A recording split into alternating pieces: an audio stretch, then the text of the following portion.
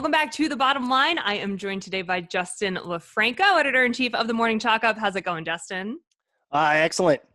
Beautiful day. Had vacation last week. I was out on the mountains, so it's good to be back in town. Good to be back and plugged in. Welcome back. Seems to be like big things happen in the CrossFit world every time that you leave on vacation. Last week specifically, we had the town hall with Eric Rosa, and we've just sort of been dissecting a lot of information that has come out of that ever since he explained a little bit about the direction that CrossFit is going in. But more recently, we've gotten additional information layered on top of. He announced an athlete council that was going to be named to sort of help the games staff make sure that everything is up to snuff from an athlete's perspective in the competitive season. And now more recently, we have learned the names of the CrossFit folks that are going to be on that council. So just take us through the new information and what you think it means having these folks on the athlete council. Yeah, so 4 really well-known athletes have been appointed to this council: Annie Thorsdottir, Meredith Root, Neil Maddox, and James Hobart. These are all kind of, I'd call them like, founders of the sport in a sense, all from various degrees and their experience that they've brought here, but they're very involved in CrossFit, and it's a great group of individuals. Here's what I think really matters about something like this. It's athletes have really wanted to be involved in the way and the direction that the sport is going. You look at classic big 4 sports and they all have players associations, kind of like unions, but really they want a voice and a seat at the table, being like, no, this is ridiculous. We're the ones playing the sport, and we should have an opportunity to talk about this. I think it's really important that CrossFit takes them seriously. When you think about it, back in the early days of CrossFit, CrossFit was significantly bigger as an umbrella than an individual athlete, but you look at the collective followings of the Daughters of the world and the Fraziers and the Fronings of the world, and you're talking millions on millions on millions of fans. And it's huge. And the truth is, they're the ones out there competing on a regular basis, and they should have an opportunity to bring those ideas and bring change and bring thoughts to the table and have them being thoughtfully considered by, the governing body of the sport. I think that makes a ton of sense, and I think it's a great move. It's definitely different. Like the years that we've gone without, and we've kind of heard a lot of, I don't want to say like snarky comments, but there have been a lot of sort of like under my breath been saying as an athlete that this should or should not have gone this way. After the games last year, famously, there were like all the comments from Pat Vellner toward Dave Castro. I mean, is this sort of a way to avoid a lot of that moving forward, hopefully? Well, the truth is, like, it's super common to have people griping about things in sports. In fact, the referee is usually the one getting a ton of that rain getting poured on their heads.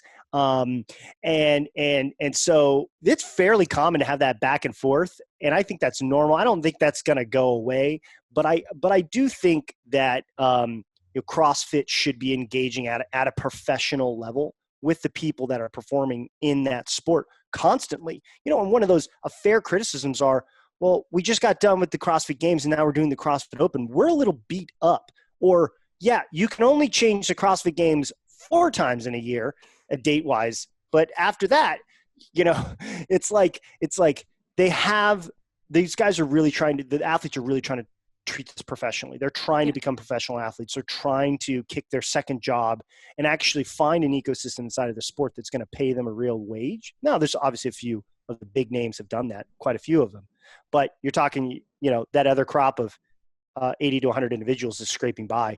I think it's a part of growing up, and it's a good sign.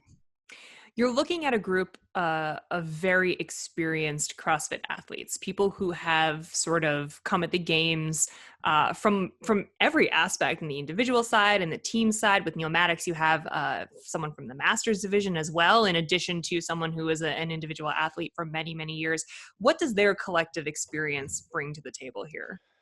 I mean, that's the thing. These athletes have seen the sort of evolution of the sport and have watched it kind of move in different phases.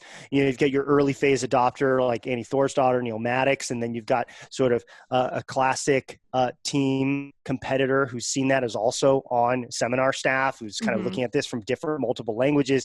And then that's James Hobart, and then Meredith Root, who is an outspoken a critic of a lot of things that CrossFit has done over the last couple of seasons, Yep. and is not afraid of sharing her opinion. I think that was a very smart choice.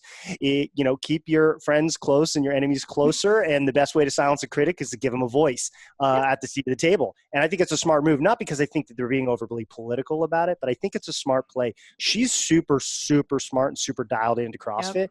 And she's also somebody that has a really even measured way about delivering criticism. And I think that's really smart of her. And I have a lot of great things to say about Meredith and the number of times we've talked over the last couple of years. So they've brought a pretty broad spectrum of people. And what they also said is they're going to be adding in some other athletes. They didn't really specify a time frame, but they said kind of in the coming months and stuff. And they're going to work, I think, really closely with the PFA, the Professional Fitness Athletes Association, which is headed up by a number of games athletes that are competing this year in the 2020 games.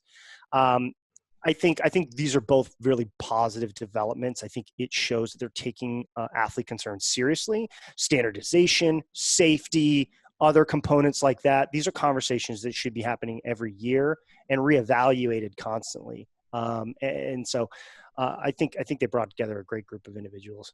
Yeah, I was going to ask, does this group work well with an organization like the PFAA? Or in my mind, I almost wonder, are they going to be almost like opposing forces at points in time? Because you've got the athletes on one side who say we are going on the competition floor, it should or shouldn't be like this. And you've got the athletes that are sort of like on HQ's side saying, well, we've been on the competition floor and it should or shouldn't be like this. What if they disagree? Well, I don't know yet. I think we're going to see that play out a little bit this fall, because we're going to wrap up the CrossFit Games and then we're going to consider the rule book for next season. And there's obviously, they take a hard look at a lot of different things, but I imagine that they're going to have some of those conversations for the first time and kind of figure out how they jive together. Yeah. I don't know. I don't have a good read on it. I haven't talked to anybody since the announcement. I was out of town, but I suspect that that they'll come to a few disagreeing moments, and that's kind of a part of having opposing forces that are there to. What do they say in a negotiation? The best compromise is where neither party walks away entirely happy. So I think if something like that were to happen, then it's doing its job. Yeah, at least they have some common ground that they can sort of level out on. The one question I have, and this is just like kind of speculation at this point, it seems like we've chosen athletes that are sort of post-competition era. Folks that are no longer, folks that are no longer hitting the competition floor. And so having Annie on the list surprises me. I mean, granted, we know she just had a baby and she has a little bit of a recovery ahead of her because of the process that she went through. So we knew she wasn't going to compete for the next year anyway. But does having her on this list mean that this is almost like a retirement?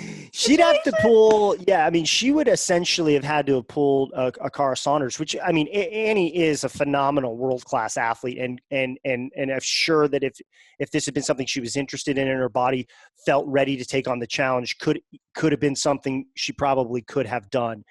Be it as it may, I think, if I were a betting man, I would say potentially we could be seeing the Thorsdottir jersey up in the rafters after this season. I haven't talked to her. Certainly giving her and Frederick an opportunity to be together as a family and didn't want to bother her. But I think that's, if I was a betting man, I would say Maybe more than 50%. But if Annie's watching this, I definitely know if she wants to come back and compete, she can be competitive. At any stage of the competition, she's a world-class athlete. So probably. But. We'll see. We will see. I personally disagree. I think it's a break and she's staying involved, and we'll see her back out on the floor as soon as she's healthy and strong enough to get back into competition shape. But who knows? What's the bottom line here for you in terms of creating this council for the very first time and imparting it into the competition season moving forward? Well, the bottom line is that Rosa's really making good on his promise to extend olive branches in the community. He's actually taken a really strong step forward. This is a very early development in his tenure as CEO. We had an opportunity to sit down with him for a pretty lengthy period of time right after the town hall last week. And, he's making concerted efforts and strides in this first 3 months, in this first quarter of tenureship, to kind of implement things that need to get implemented, that he's heard time and time again that this sport is lacking. And he'll get to those things on the community side, the diversity and inclusion board that he's putting together and those initiatives. There's a lot of stuff that's happening. This is another example where it's like Rose is running the show. It's clear that he's got clear vision and ideas for how to do this and how to improve things. He's listening to a lot of individuals, both inside and outside of CrossFit, and that we're hearing. And he's taking that advice to heart, and he's not just being like, yeah, we're listening. He's like, no, it's time to do something. The action was taken on the athlete side. We're taking action on the internal governance side. And now we're going to move forward with a smarter plan that puts the sport on a better trajectory going forward. So Yeah. I that's how I see it. Yeah, I think that makes a lot of sense. And I'm looking forward to seeing exactly what kind of differences the athletes can impart upon the process, because we've heard a lot in the past that voice was very different. So, depending on what the new season, well, there wasn't exactly, there absolutely wasn't one. And depending on what the season looked like too, because, so much is still up in the air in terms of how the rest of 2020 plays out. And also 2021, we want everything to go back to normal, but the world may have other ideas for us. So even scheduling and season, timing and things like that, I think that having these kinds of voices in the conversation will make a huge difference. Completely agree. Sure. Yeah. Well, Justin, thank you so much for joining us. Thanks for having me. Appreciate it. Yeah, of course. We will see you guys next time here on The Bottom Line.